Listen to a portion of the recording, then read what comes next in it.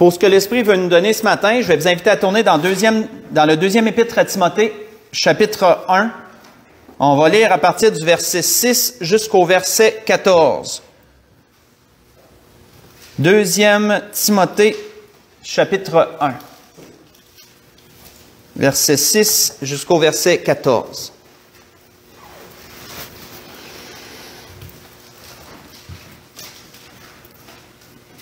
Comme je le dis toujours, il y a deux messages, moi, que je porte une attention particulière. C'est les messages qui terminent l'année et les messages qui débutent l'année. Hein. Ça, je vous dis ça à tous les années.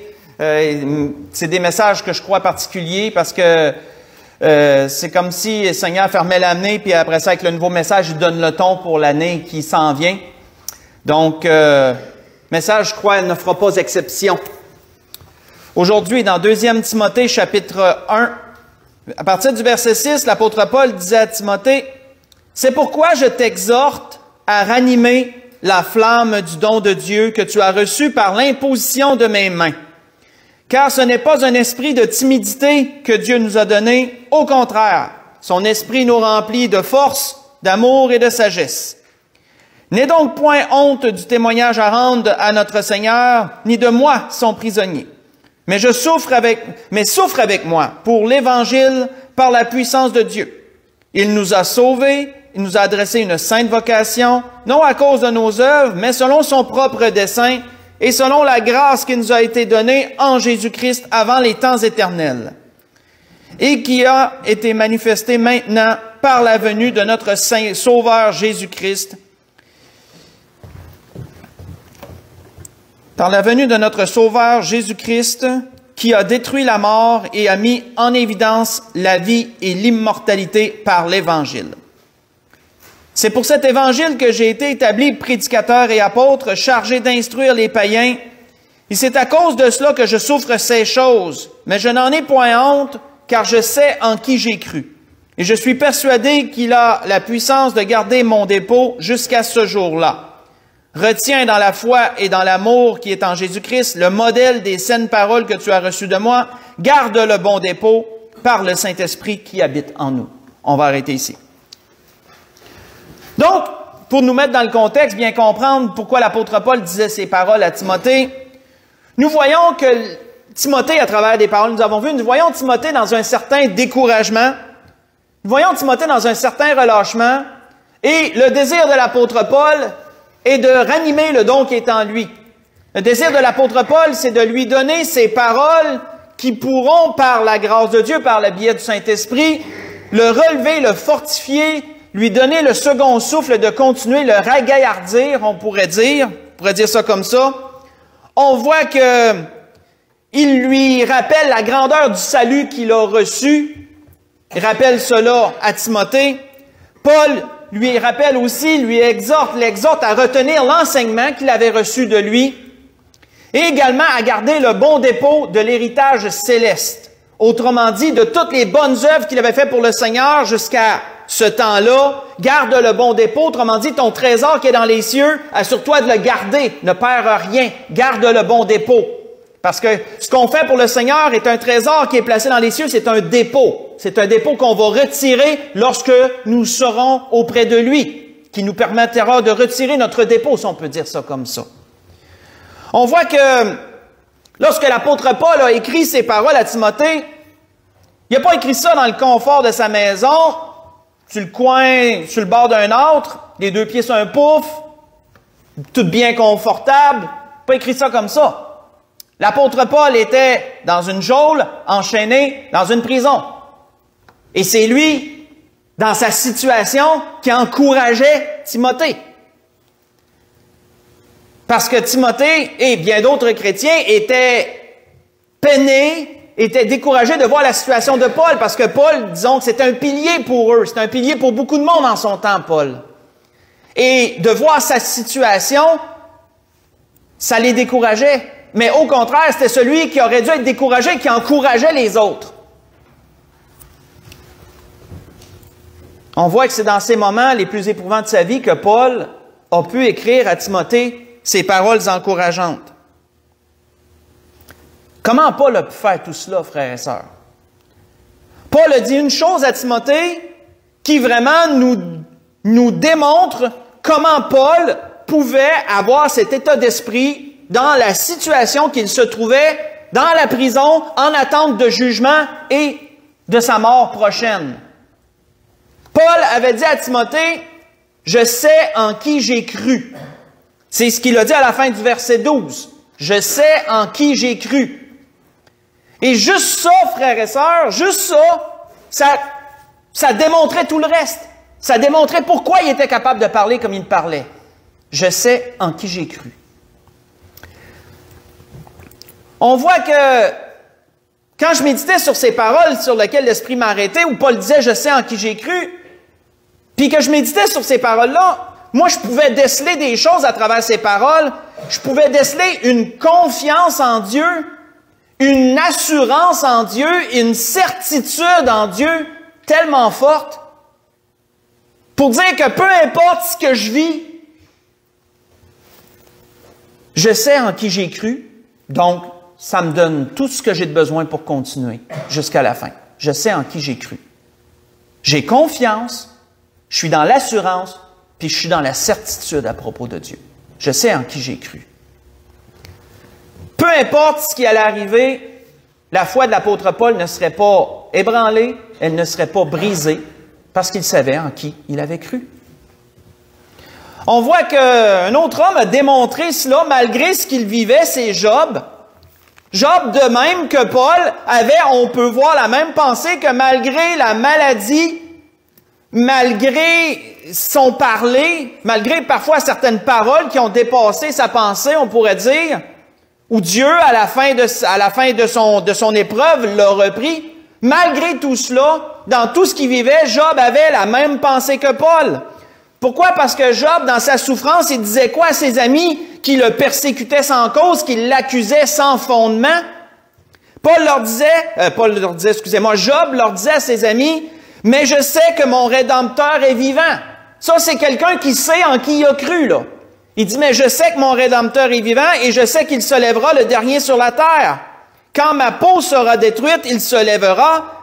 Et quand je n'aurai plus de chair, je verrai Dieu. Je le verrai, il me sera favorable, mes yeux le verront et non ceux d'un autre. Et mon âme languit d'attente au-dedans de moi, disait Job. » Vous voyez ça dans Job, chapitre 19, verset 25 au verset 27.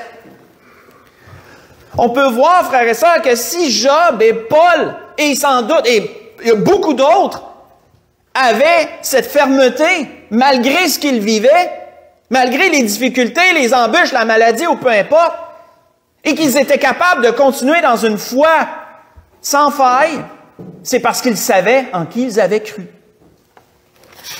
Savaient en qui ils avaient cru. On voit qu'il y a un psaume qui disait ceci, « Ceux qui se confient en l'Éternel sont comme la montagne de Sion, elle ne chancelle point. » Voyez ça dans le psaume 125, verset 1. La montagne de Sion est la montagne sur laquelle, bien sûr, Jérusalem est bâtie. Elle ne chancelle point. Même après toutes ces années, Jérusalem est toujours en place. La montagne ne chancelle point. Ceux qui se confient en l'Éternel sont comme cette montagne. Ne chancelle point. Tournons ensemble dans 2 Corinthiens 1. Allez voir ce que l'apôtre Paul disait aux Corinthiens. 2 Corinthiens, chapitre 1. 2 Corinthiens, chapitre 1. On va lire à partir du verset 15 jusqu'au verset 20.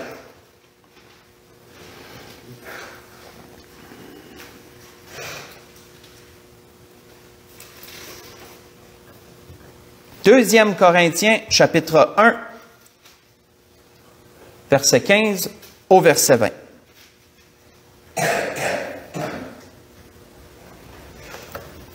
On voit que l'apôtre Paul disait aux Corinthiens, dans cette persuasion, je voulais d'abord aller vers vous, afin que vous ayez une seconde faveur. Je voulais passer chez vous pour me rendre en Macédoine, pour revenir de la Macédoine chez vous, et vous m'auriez fait accompagner en Judée. Est-ce qu'en voulant cela, j'ai donc usé de légèreté?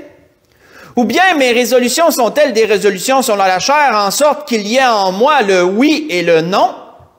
Aussi vrai que Dieu est fidèle, la parole que nous vous avons adressée n'a pas été oui et non.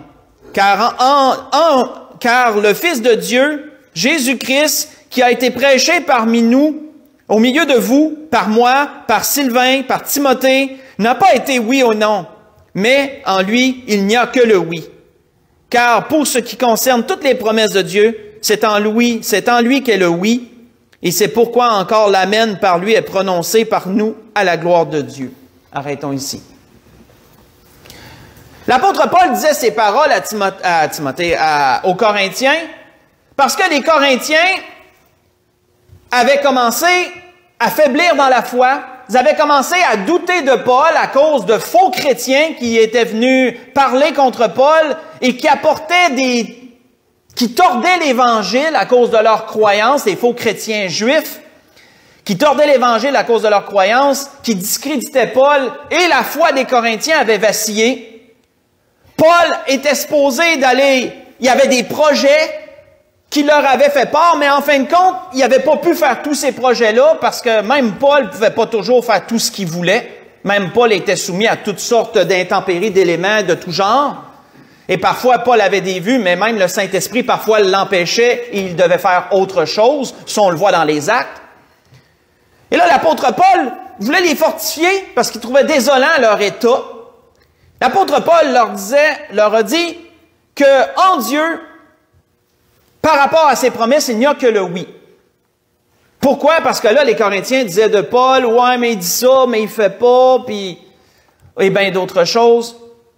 Et Paul voulait les raffermir, il voulait les raffermir et leur démontrer celui en qui ils ont cru. Il voulait qu'ils comprennent celui en qui ils ont cru et qu'ils comprennent qu'en Dieu, il n'y a que le oui. Pourquoi Paul leur disait cela, frères et sœurs? Malheureusement, certains prennent ce contexte en disant qu'en Dieu, il n'y a que le oui, donc je peux demander n'importe quoi à Dieu, il va toujours me dire oui. Non. Il faut bien comprendre la fin de ce qui était dit au verset 20, car pour les promesses de Dieu, il n'y a que le oui.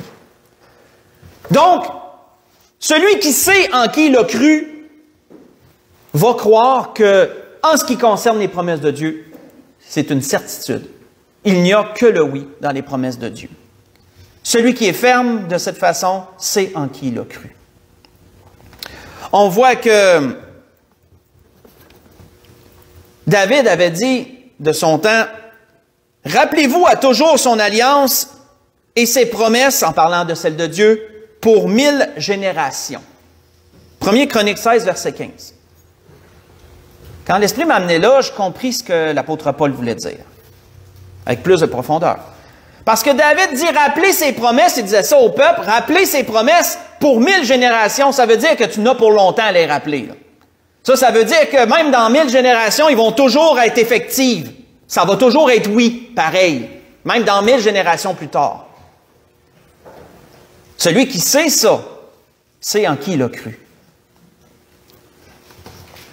Paul voulait leur communiquer une confiance, une assurance et une certitude. Celle que lui avait, il voulait leur communiquer cela aux Corinthiens. Parce que Paul savait en qui il avait cru et il voulait qu'eux se rappellent en qui ils avaient cru également. Allons voir ce que l'apôtre Pierre, lui, disait de son temps dans Actes chapitre 2. Qu'est-ce que l'apôtre Pierre a dit de son temps dans les Actes au chapitre 2? Après la Pentecôte, lorsqu'il a livré un témoignage devant une foule qui était là et qui ne comprenait pas ce qui venait de se passer. Lorsque la foule qui était là, qui était de Juifs, qui venaient de toutes sortes de pays différents, qui parlaient toutes sortes de langues, avaient entendu les apôtres parler et ils les comprenaient chacun dans leur langue propre. C'est le parler en langue biblique, ça. Parler une langue que tu ne connais pas, que tu n'as pas appris, que l'autre puisse entendre et la comprendre dans sa propre langue, ça, c'est le parler en langue biblique. Petite parenthèse rapide. On voit qu'à ce moment-là, lorsque ces gens ne comprenaient pas ce qui venait de se passer, Pierre livre un témoignage À partir du verset 22 jusqu'au verset 28, Pierre dit, « Hommes israélites, écoutez ces paroles. Jésus de Nazareth, cet homme à qui Dieu a rendu témoignage devant vous, par les miracles, les prodiges et les signes qu'il a opérés par lui au milieu de vous, comme vous le savez vous-même, cet homme livré selon le dessein arrêté et selon la prescience de Dieu, vous l'avez crucifié, vous l'avez fait mourir par la main des impies. Dieu l'a ressuscité en le délivrant des liens de la mort parce qu'il n'était pas possible que la mort, qu'il soit retenu par elle. Car David dit de lui, « Je voyais constamment le Seigneur devant moi, parce qu'il est à ma droite, afin que je ne sois point ébranlé. Aussi mon cœur est dans la joie, ma langue est dans l'allégresse. Et même ma chair reposera avec espérance, car tu n'abandonneras pas mon âme dans le séjour des morts. Tu ne permettras pas que ton sein voie la corruption. Tu m'as fait connaître les sentiers de la vie, tu me rempliras de joie par ta présence. » On va arrêter ici. Nous voyons quoi ici? Nous voyons Pierre citer des paroles de David, et c'est les paroles que David a prononcées sur lesquelles l'Esprit veut nous arrêter ce matin ici. Pierre, pour rendre témoignage, premièrement, rend le témoignage de Jésus-Christ. Bien sûr, il met l'emphase, il met la lumière sur Jésus-Christ, que la plupart de ceux qui étaient là étaient des natifs qui avaient vu ce qui s'était passé au mont Golgotha. Pierre voulait leur attester le témoignage de Jésus-Christ, mais ensuite, pour la généralité qui était là, il cite des paroles de David que tous connaissaient bien, où David, dans les épreuves qu'il vivait, était capable de dire une chose, même malgré les épreuves qu'il vivait, David était capable de dire, « Je vois constamment le Seigneur devant moi. Je vois constamment le Seigneur devant moi, il est avec moi. » Et on voit qu'à travers ces paroles, ça a été prophétique de Jésus-Christ. Ces paroles-là que David a prononcées. Et si vous voulez savoir d'où Pierre tire ces paroles, ben c'est dans le psaume 16, versets 8 à 11, que Pierre tire ces paroles-là. Mais on peut voir à travers ces paroles que David, lorsqu'il disait cela, on sait qu'il ne voyait pas Dieu face à face. Il n'y avait pas un homme devant lui pour qu'il dise « Je vois constamment le Seigneur devant moi ». Il le voyait en espérance. David avait confiance, il avait de l'assurance, et il avait la certitude que Dieu était avec lui dans tout ce qu'il vivait. Et c'est ça qui lui faisait dire ces paroles-là. David savait aussi en qui il avait cru, frères et sœurs. David savait en qui il avait cru. On voit que Pierre s'est servi de cette certitude-là de David et de ces paroles de David pour rendre le témoignage de Jésus-Christ. Lorsque notre Seigneur était ici-bas, qu'est-ce que notre Seigneur répondait? Faites juste écouter, qu'est-ce qu'il répondait à ses détracteurs lorsqu'on l'accusait de choses? Le Seigneur, qui pourtant ne voyait pas Dieu aux côtés de lui, physiquement, là. Mais le Seigneur Jésus étant capable de dire de Dieu, par contre, « Celui qui m'a envoyé, disait-il, est avec moi. Celui qui m'a envoyé est avec moi, il ne m'a pas laissé seul, parce que je fais toujours ce qui lui est agréable. » Le Seigneur disait ça dans Jean 8, verset 29. Et ailleurs, le Seigneur toujours de dire, « Voici l'heure vient, et elle est déjà venue, où vous serez dispersés chacun de son côté. » Le Seigneur disait ça juste avant qu'il se rende au jardin de Gethsémani.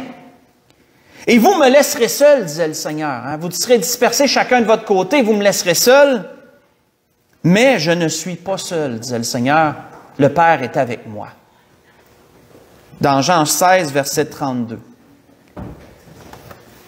David, tout comme le Seigneur, avaient, frères et sœurs, la certitude de qui ils avaient cru. Ils avaient cette certitude, ils savaient en qui ils avaient cru. Tous deux étaient capables de voir le Seigneur, même si le Seigneur n'était pas là physiquement, ils le voyaient aux côtés d'eux.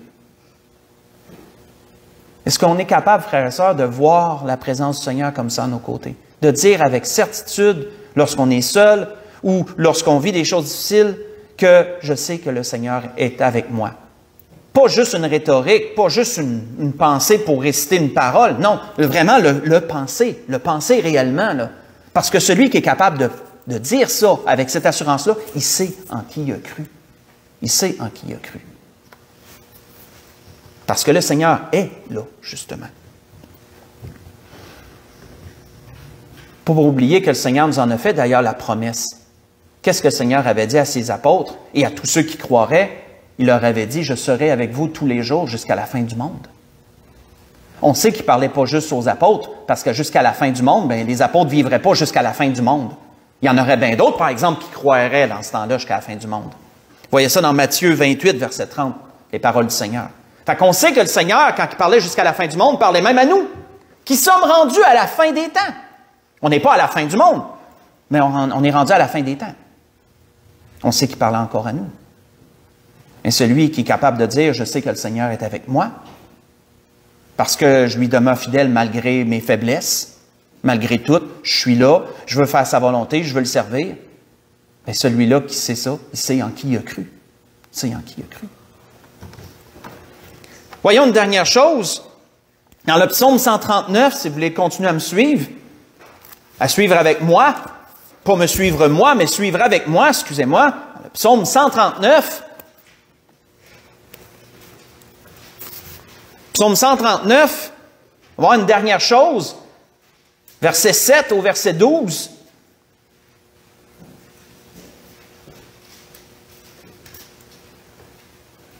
On a vu jusqu'à présent que celui qui sait en qui il a cru, il y a une confiance, il y a une assurance, il y a une certitude en ce qui concerne Dieu, en ce qui concerne ses promesses, en ce qui concerne sa présence. Qu'est-ce que David nous dit ici? Psaume 139, à partir du verset 7 jusqu'au verset 12. Il est dit, David disait, « Où irai-je loin de ton esprit? Où fuirai-je loin de ta face? Si je monte aux cieux, tu es là. Si je me couche au séjour des morts, te voilà. Si je prends les ailes de l'aurore et que j'aille habiter à l'extrémité de la mer, là aussi, ta main me conduira et ta droite me saisira. Et si je dis, au moins les ténèbres me couvriront, bien la nuit devient lumière autour de moi. Même les ténèbres ne sont pas obscures pour toi. La nuit brille comme le jour et les ténèbres comme la lumière. » On va arrêter ici. David, frères et sœurs, savait en qui il avait cru aussi parce qu'il avait confiance que Dieu guidait ses pas. Il avait confiance que Dieu le conduisait dans la voie droite. C'est pourquoi il est dit que peu importe où qu'il irait, il disait, si je prends les ailes de l'aurore puis que j'aille habiter à l'extrémité de la mer, il disait, là aussi ta main me conduira. Hein, ça veut dire que peu importe où j'aille, je sais que tu vas guider mes pas. Je sais que tu vas guider mes pas. Puis si, admettons, je m'écarte, ta droite me saisira. Hein, si, admettons, je bifurque, bien là, ta droite va me saisir. David avait cette assurance-là que Dieu ne permettrait pas qu'il tombe dans un aveuglement et qu'il s'égare. Non, Dieu le garderait. Dieu le garderait. Dieu conduirait ses pas. Celui qui sait avec certitude que Dieu conduit ses pas, il sait en qui il a cru. Il sait en qui il a cru. Si vous voulez lire pendant la semaine un beau psaume que David a composé aussi qui parle de cela, dans le psaume 107, je vous invite à lire versets 4 à 9 si vous voulez lire ça durant la semaine. Vous pourrez lire le 107 en entier, c'est des belles histoires qui sont racontées pour démontrer la puissance de Dieu, sa conduite, etc. Mais spécifiquement pour sa conduite, c'est verset 4 au verset 9 du psaume 107. Les fils de Corée que David engageait d'une certaine façon parce qu'ils faisaient partie de la chorale et ils composaient la louange de Dieu, les fils de Corée aussi croyaient cela. On voit que les fils de Corée disaient, « Voilà le Dieu qui est notre Dieu éternellement et à jamais, il sera notre guide jusqu'à la mort. » Il sera notre guide jusqu'à la mort, disait-il dans le psaume 48, verset 15, composé par les fils de Corée. Celui qui est capable de dire que Dieu sera son guide jusqu'à la mort, qui croit que Dieu guide ses pas, qui croit avec fermeté que s'il bifurque, Dieu le saisira de sa droite et le ramènera dans la bonne voie, d'une façon ou d'une autre. Celui qui a cette confiance et cette assurance sait en qui il a cru. Il sait en qui il a cru. L'avons-nous? Savons-nous en qui nous avons cru?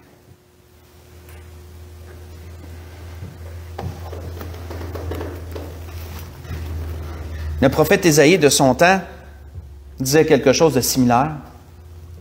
Il disait, « L'Éternel sera toujours ton guide. L'Éternel sera toujours ton guide. Il rassasiera ton âme dans les lieux arides.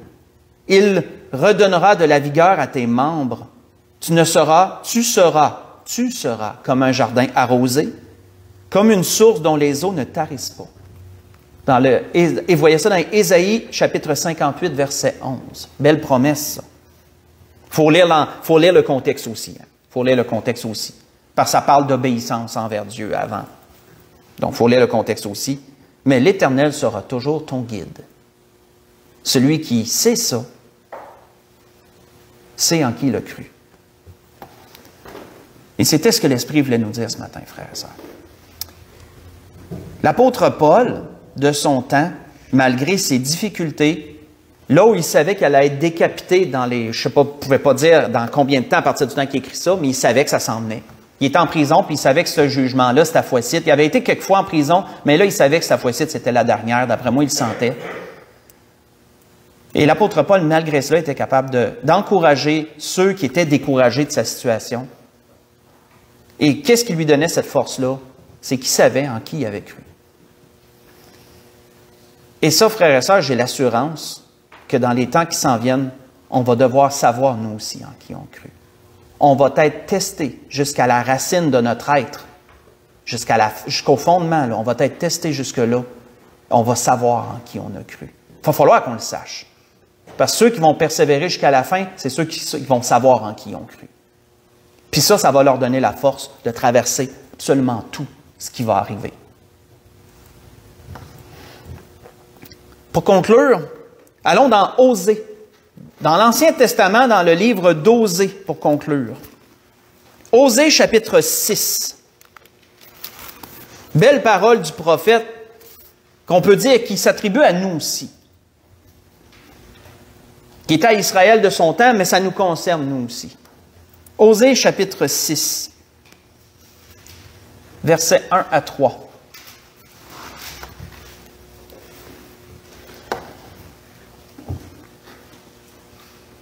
Si vous avez remarqué, moi, quand je méditais, comme je l'ai dit, le dernier message de l'année, il donne le ton. Hein?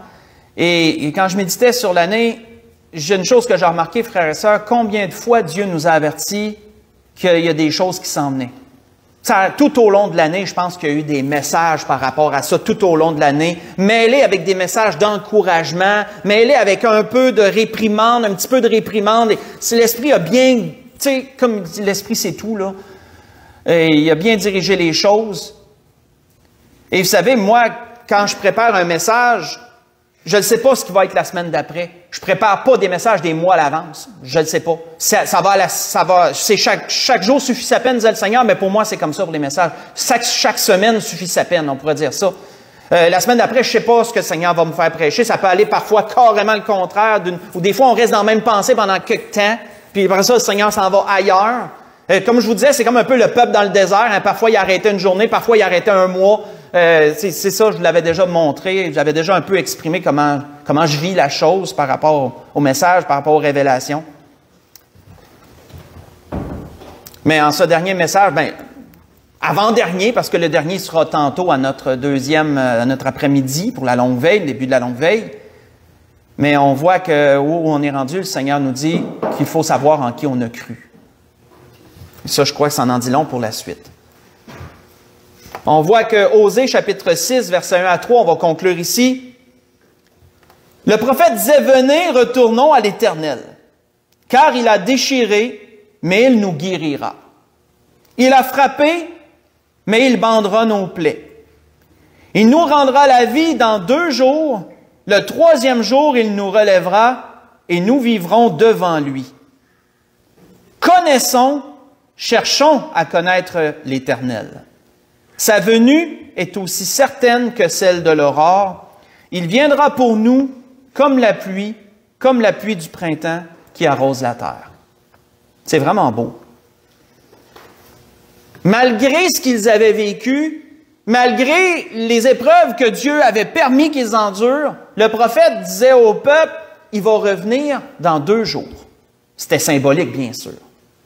Le 3e jour, il nous relèvera. Les 2 jours, je crois qu'ils représentent 2000 ans, un jour comme 1000 ans. Et le 3e jour, c'est celui qu'on attend aussi, c'est celui qui arrive bientôt. C'est le règne de 1000 ans, on pourrait dire. Moi, je crois. Le 3e jour, il nous relèvera parce que le règne de 1000 ans sera le relèvement d'Israël d'une façon permanente. Et on voit que le prophète disait, sa venue est aussi certaine que l'aurore. Ceux qui sont capables de dire ça, sa venue est aussi certaine que l'aurore, c'est ceux qui savent en qui ont cru. La grâce que je nous souhaite à tous, frères et sœurs, à travers les paroles que l'Esprit a voulu nous dire ce matin, démontrons nous aussi en qui nous avons cru. On va avoir besoin, pour les temps qui s'en viennent, on va avoir besoin de savoir en qui on a cru. Affermissons-nous en ses promesses, en l'assurance qu'il est là, peu importe ce qui arrive, et dans l'assurance qu'il nous guide aussi dans nos pas, peu importe ce qui survient. C'était ce que l'Esprit voulait nous dire ce matin. On peut se lever pour un dernier cantique.